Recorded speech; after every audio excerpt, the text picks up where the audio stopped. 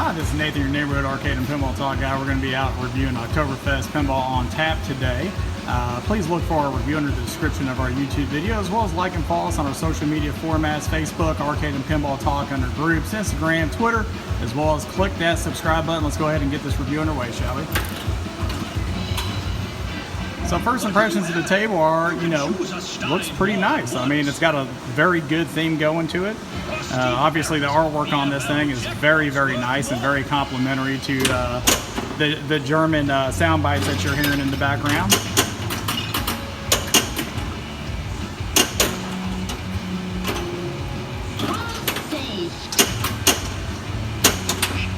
So first things first, just talk about table mechanics here. I mean, right off the bat, you have two flippers, two in lanes, two out lanes to the left and right. You have a little mini rail going around. You have a ramp shot to the left of that, and also a lock underneath. You got a scoop coming up to the left side of the table. You also have a pretty hard shot in the middle, ramp going up, as well as a lock with the Beermeister. You have a drop target as well as a pop out to the back. You have some columns to the back right with some pop bumpers, as well as a I would say, orbit going up the right side with the spinner. So all in all, pretty nice with some targets in the middle. A lot of stuff going on this machine. And there you go, the ball just went in there to pinball on top at that point. And at that point, you're allowed to kind of pick what beer you want. So right now we're doing Engler Pale. Shocking.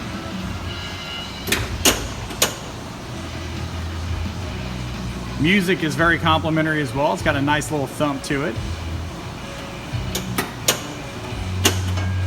One thing I do like about this machine is you got, obviously the paddle gap isn't too wide on it, but you also have a ball save at the base, which is above the drain area. So that'll help you kind of keep the ball in play a little bit more. Talking about ramps, obviously you need to engage some of these items first in order to drop that ramp underneath the keg.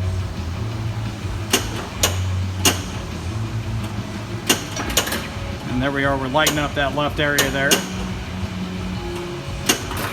So let's take it around. There's the orbit I was telling you about. So it is a complete orbit whenever the ramp is up. Third flipper at the top right middle. And, that third flipper, just being real, it is almost reminding me of the Star Trek warp shot. A lot of people talk about that shot. I personally love the warp shot on Star Trek.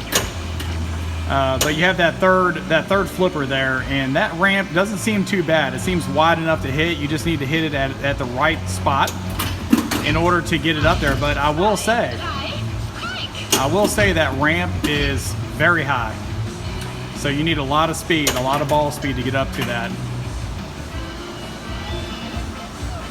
I'm loving the theme of this thing. Shoot the corkscrew. I mean, it's got some thump to it. You got the German accent in the background with the sound bites that they're doing, and they got some heavy metal kind of playing right now in the background. So the soundtrack is definitely going very well. I like it quite a bit.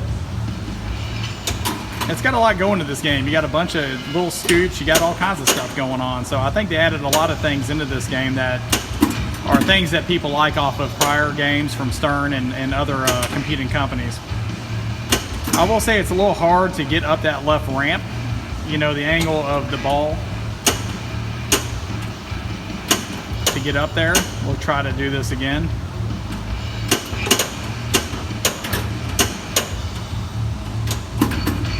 That left ramp with the blue light right there, you obviously have to have the ball come right almost off the second diamond on the right flipper. That's where you need to hit it whenever it's lit.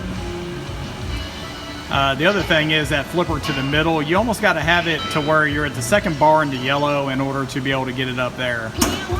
But fun factor on this machine is there. I mean, it's obviously not a licensed theme, and it has been artfully put together. I think that it's actually very fun. It's a fun theme. It actually delivers there. So fun factor is going to be high on this machine. Ball speed is very high, as you just saw. I would nudge that ball, but that would move our camera view.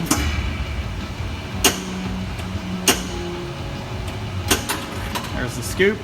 So that's inner tent. And then it says quack lighting up, which is obviously the target there, and you have quacks lighting up on 2 targets in the middle, and then a quack going back to the basically the pinball on tap, where you got to shoot it into that lock area. So we hit that the first one. Now the next quack is up to the top right.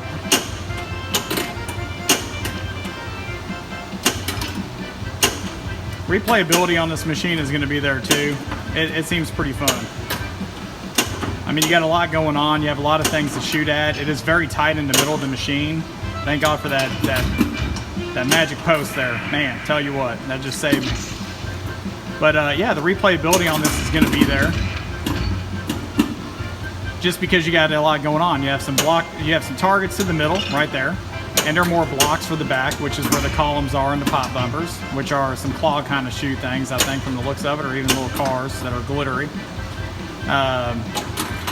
Hit the scoop.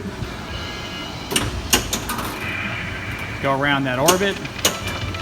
I will say that middle ramp shot, sort of like the Star Trek warp shot, that is a very hard shot to hit so far. There is a very high ball out mode on this. It just seems everything kind of transitions to the left of the table from the flow. Easy to hit that scoop there. So yeah, art on this machine, there. I mean, I think it's very well put together. You have your modes in the middle, which is duck hunt, target shooting, rockin' express, sky slide, bumper cars, tap it, you know, ring toss. So I mean, it's almost like carnival kind of setup. With beer, which, I mean, you can't really go wrong there.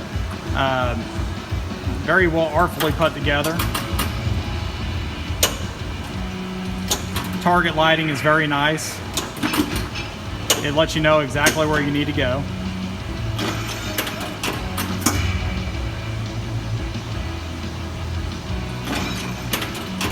Beautiful game, in all seriousness. I mean, American Pinball did a really good job on this game. I hear, you know, you hear things. Oh, a little magnet in there too. So something whenever you light up all the letters to the left, which is October in green, there's a magnet in that beer mug to the left, right under the keg that's pouring into the beer. So when your ball goes over that, the magnet whips it around the lid of the beer. So that was actually a pretty cool thing that I wasn't even aware of. That was pretty neat. I like that quite a bit. Think of it like Sparky and Herman Munster on the Munsters with their magnetic kind of throwing the ball around, but with beer. I mean, can't go wrong there. Very nice, all in all. I mean, this game is delivering. I mean, it's definitely a unique theme. It delivers there. The art package, the sound package. The shots on this are actually good. The layout is good. It is very compressed in the middle. But at the same time, you have a lot to shoot at. Targets around the rim, ramps to the left, scoops. You have a higher, very high difficulty ramp, which would be very hard to pull off past that scoop to the middle, and everything else. So you got the targets, you got the shots, you got the call outs, you have the sound bites, you have the art, you have the theme, and the gameplay and the flow of the table seems to be there. So very good table. Definitely check it out. We're at the local rec bar in Louisville, Kentucky today. Doing our review of this table. Again, please look for our review underneath our YouTube video, as well as like and follow us on all of our social media formats, Arcade and Pinball Talk, Facebook, Instagram, Twitter, as well as click that red subscribe button down below. You know you want to. Thank you again for your time today. We look forward to our next video with you guys.